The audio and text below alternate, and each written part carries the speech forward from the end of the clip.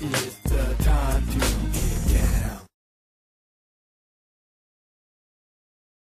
One after the other, these past months have broken all breaking news records. My guess is that you're okay. Forcing U.S. networks to cough up the cash. The news organizations are crying because they're saying that spending their entire budget is gone by March. Their whole annual budget for covering emergencies and crises. Joining me now with the latest from Cairo. Reports suggest big TV networks have been spending as much as $2 million on each of the Middle East uprisings. One network is said to have spent an entire $1.5 million in just one day in Japan. While this money is ripping away at their annual budgets, it's certainly not ripping away at the pockets of the star pundits. When you talk about someone like Katie Couric, who for 5 years reportedly received $15 million a year. You talk That's about the salary Brian we want, right, $10 Vic? million a I'll year take in five. some reports. I'll take $5 million. If they didn't take those enormous salaries, you could hire 100, 150 actual reporters, producers. But instead, most networks have been shutting down foreign bureaus and kicking out hundreds of journalists, many of whom were on the ground and actually in the know. ABC News alone cut 25% of their entire news staff last year, begging the question whether the superstars are actually worth more than hundreds of their colleagues and putting a toll on the information the viewers end up receiving. There is no doubt that, in general, the quality of any one news organization is lower than it was 30 years ago. With a shadow officially cast on what was once top-notch news coverage. To pay the enormous salaries to these stars who don't know a lot about the Middle East, they're not experts on nuclear power, they don't speak Arabic, but there they are jetting over to these countries. It's a little silly. Ben Wiedemann is standing by. Getting filled in on events in an unknown land forces networks to play catch-up at top speed, but often unsuccessfully. As far as Libya goes, you know, we're hearing all this talk about the rebels. Nobody's really told me who these rebels are.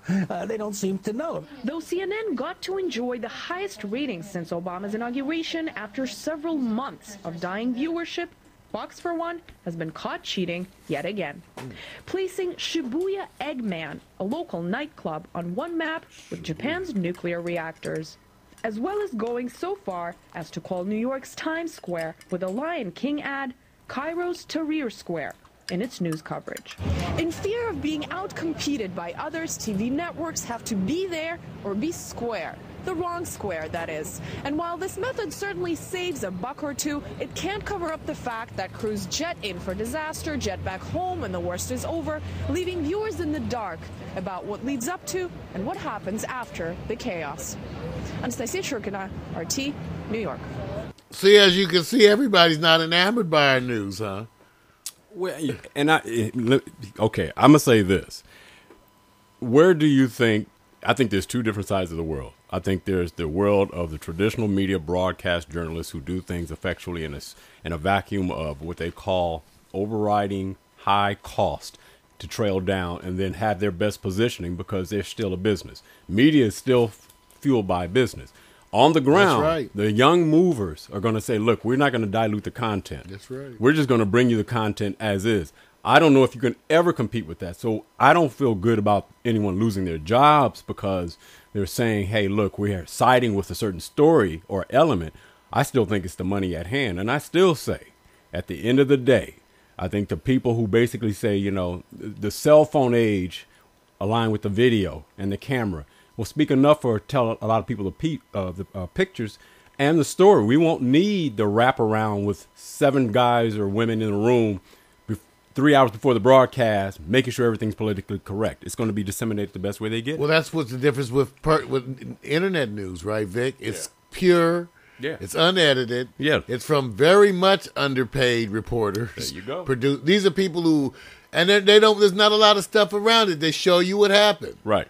And you just get to make up your own mind. Right. And then I think the part that teaches a lesson is that the corporate interests stop at the betterment that the corporate interest is fueling the support of a certain organization.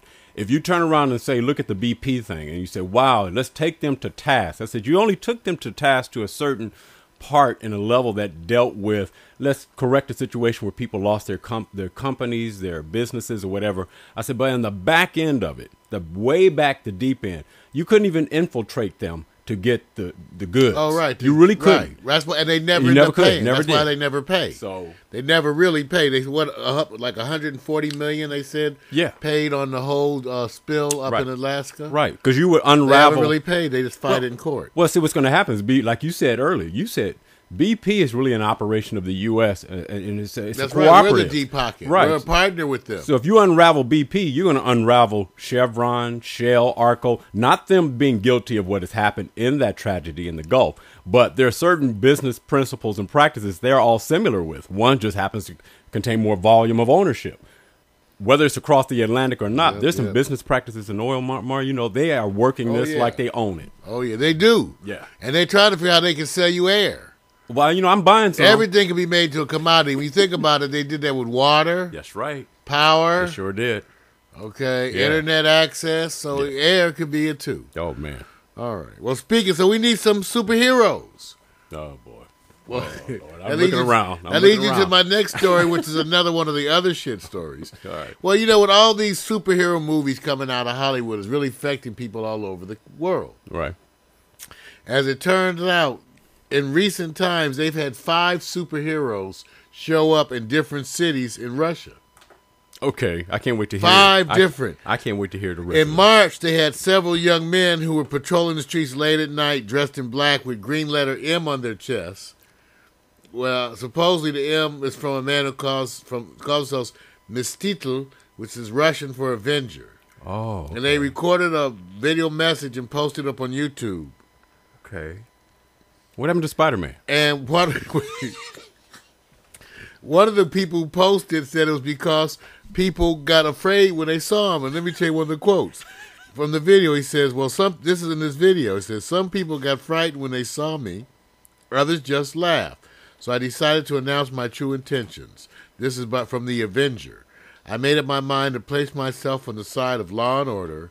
I did not care about helping others until my family suffered. So now I'm going to patrol the city streets at night and protect people against hooligans. So I want you to know this. So these people are serious. And, you know, hooliganism. Wait a minute. They got hooligans out here in Crenshaw. No one knows what they are, so they get to this mill amongst the people because you don't see people go, that's a hooligan. Are you saying, okay. Over here, we don't recognize hooligans Superhero. the same. But I want you to know that other heroes are all over Russia. They're going to have them here in the U.S., just like the Avengers are popping up. They're posting videos on YouTube, too, to let people and criminals know that they're on the job in their communities. Right. Okay, you know what? I'm gonna take this story. I don't want to take it in further. It's the truth. If you call yourself a superhero, I need to see somebody climbing on the wall. Well, what makes you I want to super? see somebody on the No, wall. you have different skills. Every superhero don't have that skill. Okay, give me Spider-Man. Who's Spider-Man? But it's a different. How about the guy who can turn invisible, but only when no one's watching? You know what? See? I'm saying I'm not. What? That's a superpower. First of all, let a superhero be in a hood, any hood, crawling at night. He gets a beat down. It's not going to happen. First of all, they're coming out.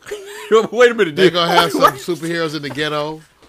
They out. are. That term coming out doesn't fit with superheroes. Once I get my utility belt fixed up, I was having trouble with the utility belt.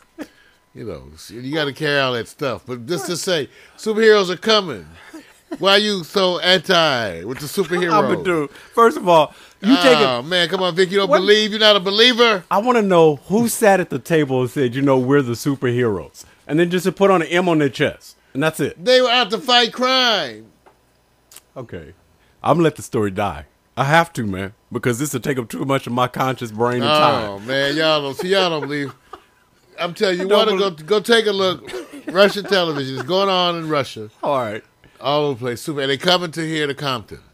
Superheroes. Take on the Crips. It's going to be a comic book. That's not one of them. No, that's the other story. I'm glad. I was about to sit back and say, well, I just was looking at that picture. You know, of course, we have a story already coming up. I said, if that's a superhero, I'm shutting up. No, well, this unlike the superhero, this is part of our hilarious cell phone ads. Oh, I see. We don't know how hilarious they are. Oh, well, tell the people why you do what you do. Mario? I thought we did that already. No, we didn't. We call it, Mario says, surprise, surprise, surprise. Somebody used to say that on the old show. Surprise, surprise, surprise. Mario does this on purpose so he can say, oh, I didn't know they was going to That reminded me of a dirty joke. I knew he was going there. Surprise, surprise, surprise. See, it's wrong. And see, that's what happens when we have to have that buffering session. Because I'm going to let them know, if you rag me when I do the hot picks, Victor, he writes all that stuff. So I'm letting everybody know. Vic writes No, I don't. illicit headlines that are not even, the people even say that. Wait a minute. That's why all those models and hot picks, right, Vic? Right, Vic. In fact, whenever you want to complain, right, Vic. Right. And if you guys ever want to send I don't take complaints well. I'm very sensitive. If you ever want to send in a video to Mario, actually, he can watch. He is so good at reviewing videos. Body part pictures. That you can send him 100. Now, they'll all probably go up, but we won't know what's on them. Right. I don't know what's on them. Sometimes I don't know. Just like this one, I watched part of it. But let's see. This is...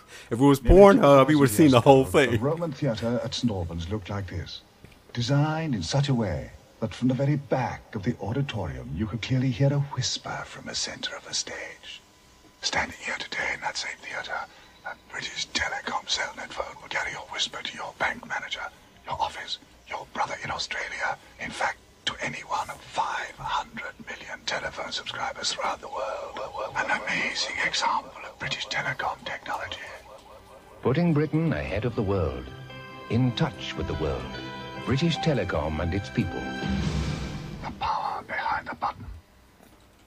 I don't think that was all that hilarious. Wait a minute. What was hilarious about that? Wait a minute. You brought that to it. See, I'm telling you, folks, they said hilarious. Wait a minute. You go and get the videos. Wait a minute. Just so that you know, the video's 40 seconds long, and he said I watched part of it. That's I watched the first part. That's a shame. Here's another one. This is another old cell phone commercial. So here we're trying to give you some insight. Watch, let's see how long. 91,000 views. Yeah, 31 seconds. 91,000. Finding a phone in a car isn't that unusual anymore, except when it leaves the car for greener pastures, the high seas, or a leisurely lunch. Radio Shack keeps you in constant communication with their affordable. That phone is so big. Cellular telephone. Yeah, I remember those. Yes, I had one of those. It's for you. Yes. There's a little monkey in the box. Look at the kid's outfit. Blue suspenders. Transportable cellular He gets his ass kicked all the time. You know what? If you carried a cell phone like that, I'm just they would saying- think you robbed a bank. That plus... Okay, or work for the Army. Only cellular telephone. Wait, what- I want to see that kid again. Affordable There he transportable is. cellular telephone. Who makes their kid dress like Yes. this? I heard about the murder. Who dresses their kid like this? Radio Shack. Got like a pink shirt, Right. a blue and blue. Who the hell? And look at this. What is he working on? That, Look, this is what. Okay, this goes to show you. And I had some glasses like this. Okay. Remember, everybody had the big old glasses. uh-huh. Big old giant. Oh, yeah, I remember. That was a day. Yeah, but, anybody who dresses their kid, they were catering to that term that has now become famous. Nerd. Geek. And who would know back then when you had the bomb-packed Radio Shack cell phone? Okay, let me take that back. There's no bomb in it. It's a playful little toy. Now you can't carry that security be on your ass so fast. I know you can't say anything. Can't Man, say the be on word you. bomb, No, or else no. everybody's on you. Where are you, giant phone? That giant phone. Grab him. See, Look at that phone. Cleaning up my side of the fence right now. This is not a bomb. It's a telephone toy. All right. Well, we got another piece today from Mashable 2 as part of the Rhythmic Silliness Week.